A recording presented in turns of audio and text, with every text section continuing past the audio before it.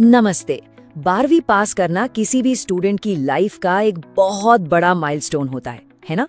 यहीं से फ्यूचर एक नई करवट लेता है और फाइनेंशियली इंडिपेंडेंट होने की तरफ पहला कदम बढ़ता है। तो चलिए आज इस विश्लेषण में देखते हैं कि आगे कौन-कौन से रास्ते खुलते हैं। जैसे ही एग्जाम खत्म होते हैं, हर स्टूडेंट और उनके परिवार के मन में सबसे बड़ा सवाल यही गूंजता है, 12वीं के बाद अब क्या? और यही वो सवाल है जो किसी के भी आने वाले कल की नींव रखता है। देखिए, ये सिर्फ एक कोर्स चुनने की बात नहीं है, ये तो जिंदगी का एक नया चैप्टर शुरू करने जैसा है। एक ऐसा कदम जो किसी को भी अपने पैरों पर खड़ा होने और अपना फ्यूचर बनाने की तरफ ले जाता है। ठीक है, तो चलिए इसमें थोड़ा और गहराई से उतरते हैं। सबसे पहले बात करते हैं उन टॉप अचीवर्स की जिनका लक्ष्य देश के सबसे बेहतरीन इंस्टीट्यूट्स में एडमिशन लेना है। साइंस स्ट्रीम के स्टूडेंट्स के लिए मोटे तौर पर दो मेन रास्ते सामने आते हैं।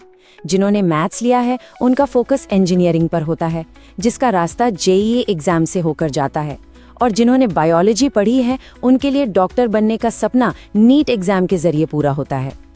अब जेईई का स्ट्रक्चर भी समझना बड़ा दिलचस्प है। देखिए, पहला लेवल है जेईई मेंस, जिसे क्लियर करने पर एनआईटीज जैसे इंस्टीट्यूट्स में एडमिशन मिलता है। लेकिन अगर टारगेट देश के सबसे प्रेस्टीजियस आईआईटीज हैं, तो एक और मुश्किल लेवल यानी जेईई एडवांस्ड को भी पार करना होता है। और फिर मेडिकल साइड पर है नीट। ये एक अकेला एग्जाम ही सब कुछ है। इसमें जो रैंक आती है वही किसी स्टूडेंट का फ्यूचर तय करती है कि उसे किसी टॉप सरकारी कॉलेज में सीट मिलेगी या फिर प्राइवेट इंस्टीट्यूट्स की तरफ देखना होगा। यहाँ एक एक नंबर की कीमत होती है। लेकिन अगर आईआईटी या टॉप मेडिकल कॉलेज टारगेट नहीं है, तब भी साइंस स्टूडेंट्स के लिए कई अच्छे ऑप्शंस हैं। बी फार्मा करने से दवाइयों की बड़ी इंडस्ट्री के दरवाजे खुलते हैं, जहां मैन्युफैक्चरिंग और रिसर्च में काम करने का मौका मिलता है। वहीं बीटेक की डिग्री तो कई प्राइवेट और स्टेट कॉलेजों से मिल जाती है, जो एक इंजीनियरिंग ग्रेजुएट के तौर पे जॉब मार्केट के लिए तैयार करती है। अब साइंस के इन मेन फील्ड्स के अलावा प्रोफेशनल डिग्री की भी एक पूरी दुनिया है। इन डिग्रीज का फोकस शुरू से ही किसी खास फील्ड के लिए स्पेशल स्किल्स देने पर होता है, और इसमें सबसे पॉपुलर और रिस्पेक्टेड रास्तों में से एक है लॉ में करियर बनाना। तो लॉयर बनने का सफर शुरू होता है CLAT का एंट्रेंस एग्जाम क्लियर करने से। इसके बाद 5 साल की इंटीग्रेटेड लॉ डिग्री होती है, और ग्रेजुएशन के बाद तो ऑप्शंस ही ऑप्शंस है। बड़ी कॉर्पोरेट लॉ फर्म ज्वाइन करना, अपनी खुद की प्राइवेट प्रैक्टिस शुरू करना, या फिर जुडिशरी का एग्जाम पास करके जज बनने का लक्ष्य रखना।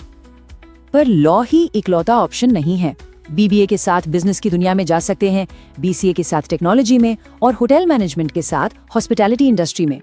जर्नलिज्म की डिग्री आपको लोगों की आवाज बनने का मौका देती है, और जिन्हें नंबर से प्यार है उनके लिए चार्टर्ड अकाउंटेंट बनने का रास्ता 12वीं के ठीक बाद सीए फाउंडेशन एग्जाम से शुरू हो जाता है। अब देखिए, हर किसी के लिए लंबे महंगे कोर्स करना पॉसिबल नहीं होता। कई स्टूडेंट्स की प्रायोरिटी होती है कि जल्द से जल्द एक सिक्योर नौकरी मिल जाए, और यहीं पर सरकारी नौकरियां एक बहुत बड़ा ऑप्शन बनकर सामने आती हैं। ये बात बहुत से लोगों के दिल को छूती है। अपनी फैमिली को सपोर्ट करने का प्रेशर बिल्कुल रियल होता है, और कई मिडिल क्लास या लोअर मिडिल क्लास बैकग्राउंड के स्टूडेंट्स के लिए यही उनके करियर चॉइस के पीछे की सबसे बड़ी वजह होती है। तो इसकी तैयारी के लिए क्या चाहिए? मेन सब्जेक्ट्स आमतौर पर इंग्लिश, रीजनिंग, मैथ्स और जनरल स्टडीज होते हैं। यहाँ ध्यान देने वाली बात यह है कि सिलेबस ज्यादातर 10वीं क्लास के लेवल का होता है। असली चैलेंज डिफिकल्टी नहीं बल्कि स्पीड है। कम से कम समय में ज्यादा से ज्यादा सवाल हल करना। अब इन एग्जाम्स के बारे में कुछ बातें समझना जरूरी हैं, जैसे MTS और CHSL। इनकी एलिजिबिलिटी तो 10वीं या 12वीं पास है, लेकिन इनके लिए ग्रेजुएट्स भी अप्लाई करते हैं, जिससे कंपटीशन बहुत टफ हो जाता है। GD कांस्टेबल में अक्सर वैकेंसी तो बहुत आती हैं, पर वो रेगुलर नहीं होती, और दिल्ली पुलिस जैसी नौकरियों में तो हर साल भर्ती निकलती ही नहीं है। इसलिए हर एग्जाम के कंपटीशन को समझना बहुत जरूरी है। यहाँ पर स्टेनोग्राफर का एग्जाम एक बहुत ही इंटरेस्टिंग और यूनिक मौका देता है। इसकी दो खास वजह हैं। पहली, इसमें मैथ्स का पेपर नहीं होता, जो कई लोगों के लिए एक बहुत बड़ी राहत की बात है, और दूसरी, इसके लिए शॉर्ट हैंड की एक स्पेशल स्किल चाहिए होती है। ये एक्स्ट्रा शर्त कंपटीशन को काफी कम कर देती है, जिससे ये स्किल सीखने वालों के लिए एक शानदार ऑप्शन बन जाता है। तो हमने एलीट ट्रैक्स, प्रोफेशनल डिग्री और सरकारी नौकरियों के रास्तों पर नजर डाली। अब आता है सबसे इम्पोर्टेंट हिस्सा, ये चुनना कि कौन सा रास्ता सही है। सही फैसला किसी एक चीज पर डिपेंड नहीं करता, ये कई फैक्टर्स का एक बैलेंस है। एकेडमिक स्कोर कैसे रहे हैं, परिवार की फाइनेंशियल सिचुएशन क्या है, फ्यूचर के लिए लॉन्ग टर्म प्लान्स क्या हैं, और कमाई शुरू करने से पहले पढ़ाई में असल में कितना समय लगाया जा सकता है।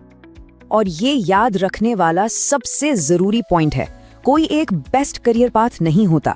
सबसे अच्छा रास्ता वही है जो किसी भी इंसान के अपने गोल्स, हालात और सच्चाई के हिसाब से फिट बैठता हो। तो इस विश्लेषण के आखिर में एक सवाल बचता है जिसका जवाब किसी और को नहीं बल्कि हर स्टूडेंट को खुद खोजना है। इन सभी ऑप्शंस को देखने और समझने के बाद असली मंजिल क्या है।